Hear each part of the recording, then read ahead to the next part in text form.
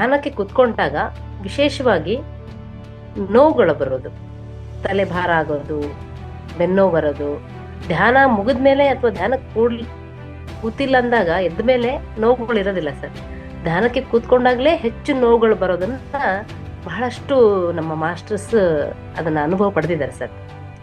ಅದ್ರ ಬಗ್ಗೆ ಸ್ವಲ್ಪ ಹೇಳಿ ಸರ್. ಇದರಲ್ಲಿನೂ ಎರಡು ವಿಧ ವಿಂಗಡಣೆ ಮಾಡಬಹುದು. ಧ್ಯಾನದಲ್ಲಿ ಸ್ಟಾರ್ಟಿಂಗ್ ಅಲ್ಲಿ ಧ್ಯಾನ ಮಾಡೋರಿಗೆ ನೋವು ಬರುತ್ತೆ, ಅಂದ್ರೆ ತಲೆ ಭಾರ ಆಗೋದು, ಪರ್ಟಿಕ್ಯುಲರ್ ಏರಿಯಾದಲ್ಲಿ ನೋವು ಬರೋದು. ಯಾಕೆ ಅಂತಂದ್ರೆ ನಮ್ಮ ಈಗ ಫಾರ್ ಎಕ್ಸಾಂಪಲ್ 20 ವರ್ಷದಿಂದ ವ್ಯಕ್ತಿ ಧ್ಯಾನ ಮಾಡಿರಲ್ಲ, ಅವಾಗ ಧ್ಯಾನ ಶುರು ಮಾಡ್ತಾನೆ. ಧ್ಯಾನ ಶುರು ಮಾಡಿದಾಗ ಅವನಿಗೆ ಅವನ ಒಂದು ಪ್ರಾಣವಾಯು ಮೂಗಿನ ಮುಖಾಂತರನೇ ಹೋಗಿ ಅಭ್ಯಾಸ. 20 ವರ್ಷದಿಂದ ಪ್ರಾಣವಾಯು ವಿಶ್ವಶಕ್ತಿ ಅವನ ಉಸಿರಾಟದಲ್ಲೇ ಹೋಗಿ ಅವನಿಗೆ ಅಭ್ಯಾಸ, ಮತ್ತು ರಾತ್ರಿ ಸಮಯದಲ್ಲಿ ಅವನಿಗೆ ವಿಶ್ವಶಕ್ತಿ ತಗೊಂಡು ಅಭ್ಯಾಸ. ಆದ್ರೆ ಧ್ಯಾನಕ್ಕೆ ಬಂದ ನಂತರ ಮೊದಲನೇ ಬಾರಿ ಅವನ ಸಹಸ್ರಾರದಿಂದ ವಿಶ್ವಶಕ್ತಿ ಒಳಗಡೆ ಹೋಗುತ್ತೆ. ಸಹಸ್ರಾರದಿಂದ ಒಳಗಡೆ ಹೋದಾಗ ಈ ತಲೆ ಭಾಗದಲ್ಲಿ ಫಸ್ಟ್ ಕಂಪ್ಲೀಟ್ ವಿಶ್ವಶಕ್ತಿ ತುಂಬಿಕೊಳ್ಳುತ್ತೆ. ತುಂಬಿಕೊಂಡಾಗ ತಲೆ ನೋವಲ್ಲ, ಅದು ತಲೆ ಭಾರ ಆಗುತ್ತೆ, ಹಂಗ ಫುಲ್ ಕಂಪ್ಲೀಟ್ ಹೆವಿ ಆಗ್ಬಿಡುತ್ತೆ. ಹೆವಿ ಯಾಕಾಗುತ್ತೆ ಅಂತಂದ್ರೆ ಫಸ್ಟ್ ಆ ಸಹಸ್ರಾರದಿಂದ ವಿಶ್ವಶಕ್ತಿ ಒಳಗಡೆ ಹೋಗಿ ಕಂಪ್ಲೀಟ್ ಹೆಡ್ ಸ್ಪ್ರೆಡ್ ಆಗುತ್ತೆ, ಎಲ್ಲಾ ಕಡೆ ಹರಡುತ್ತೆ. ಹರಡಿ ನಿಧಾನವಾಗಿ ಒಳಗೆ ಹೋಗ್ಬೇಕು ಅನ್ನೋದ್ರಾಗ ನಾವ್ ಎದ್ದು ಬಿಡ್ತೀವಿ.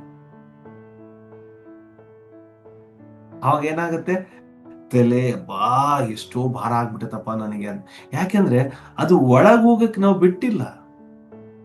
15 ನಿಮಿಷ ಕುತ್ಕೊಂಡಿವಿ, ಒಳ್ಳೆ ಚೆನ್ನಾಗಿ ಧ್ಯಾನ ಆಗ್ತಾ ಇದೆ, ವಿಶ್ವಶಕ್ತಿ ಒಳಗಡೆ ಹೋಗುತ್ತೆ, ಈ ತಲೆ ಭಾಗದಲ್ಲಿ ಬಂದು ಸ್ಪ್ರೆಡ್ ಆಗಿದೆ ಎಲ್ಲ ಕಡೆ.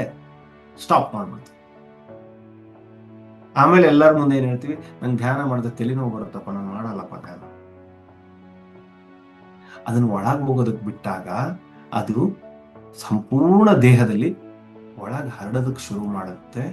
ಯಾವ ಯಾವ ಜಾಗದಲ್ಲಿ ಅವರಿಗೆ ಪ್ರಾಬ್ಲಮ್ ಇರುತ್ತೆ, ಸಮಸ್ಯೆ ಇರುತ್ತೆ, ಆ ಭಾಗಕ್ಕೆ ವಿಶ್ವಶಕ್ತಿ ಹೋಗ್ತಾ ಹೋಗುತ್ತೆ. ಆ ಭಾಗದಲ್ಲಿ ಅವ್ರಿಗೆ ನೋವು ಬರುತ್ತೆ. ಇದು ಮೊದಲನೇ ಹಂತ. ನಿಜಕ್ಕೂ ಧ್ಯಾನ ಸ್ಟಾರ್ಟಿಂಗ್ ಮಾಡಿದಾಗ ಯಾವ ಭಾಗದಲ್ಲಿ ನೋವು ಇರುತ್ತೋ ಆ ಭಾಗದಲ್ಲಿ ವಿಶ್ವಶಕ್ತಿ ಹೋದಾಗ ಅವರಿಗೆ ನೋವು ಬರುತ್ತೆ.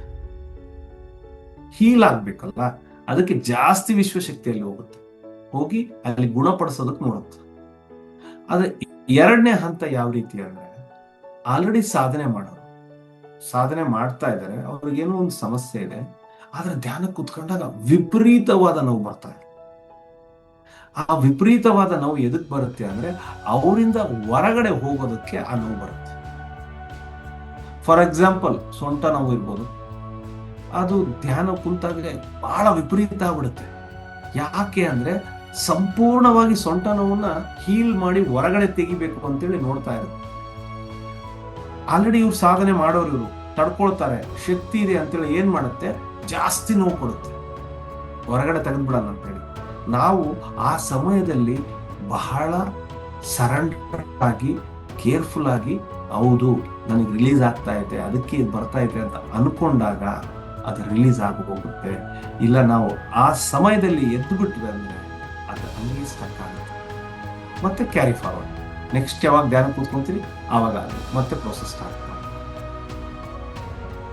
ಅದಕ್ಕೆ ಈ ಎರಡು ರೀತಿ, ಸ್ಟಾರ್ಟರ್ಸ್ಗೆ ರೆಗ್ಯುಲರ್ ಆಗಿ ಯಾವ ರೀತಿ ಆಗುತ್ತೆ, ಆಲ್ರೆಡಿ ಧ್ಯಾನ ಮಾಡೋರಿಗೆ ಹೆಚ್ಚು ಯಾಕೆ ನೋವು ಬರುತ್ತೆ ಅಂದ್ರೆ ಈ ಕಾರಣ, ಅವರಿಂದ ಹೊರಗಡೆ ಹೋಗೋ ಸಲುವಾಗಿ ನೋವು ಬರುತ್ತೆ.